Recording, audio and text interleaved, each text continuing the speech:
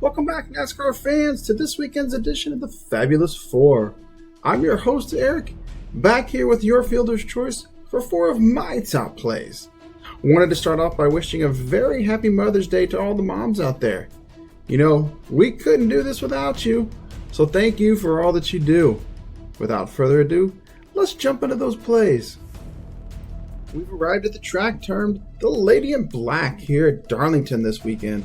We'll have all three series in action. We'll hear a good amount about the Darlington Stripe as the drivers run that high line through the day and kiss that wall as they get too close. There's several drivers I have my eye on, so be sure to check our Discord, see if anything changes between practice and qualifying. But for now, let's dive into my favorite plays. I will admit, it was very close between Austin Dillon here and Eric Jones to kick us off in the Fabulous Four. I'm likely going to have exposure to both as they both profile well here, but ultimately I landed on Dillon.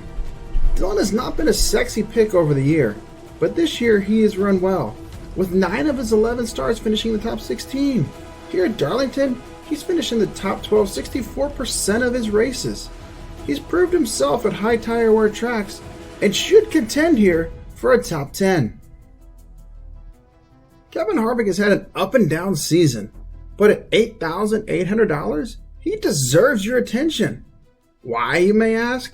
Well, Harvick has run well in this new car with 7 top 10s and 13 races. At Auto Club, another high tire wear track, he finished P7 after starting P32. And the cherry on top, since Harvick's been behind the wheel of the 4 car, he is a perfect 13 for 13 and top 10 finishes here at Darlington. I like him just as much as those drivers priced even $1,000 more, maybe even a bit more. Hamlin had a rocket for our car last weekend at Dover, and I'm liking what I'm seeing from this JGR team in recent weeks. Losing a tire didn't help his efforts, but he was fast, led laps, and was competitive for the full race. A frustrating year for Hamlin, but we come to a track that he has won at in the past. He runs well here, as shown by his top 15 running average and 92% of the race. Look for Hamlin and JGR to have a strong showing this weekend. Speaking of JGR, let's stick with that team for my pick to win.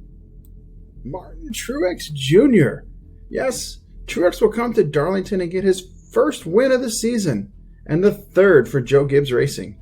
Truex is a veteran, so maybe it took him a little bit longer to learn this next-gen car, but he's figured it out recently. No way to predict the long run, but if this race gets a long run, the one person I want in my lineups is Truex. He showed speed last weekend at Dover, and had he not got caught up in the back of Chastain after a long battle, he would have had a better than P12 finish.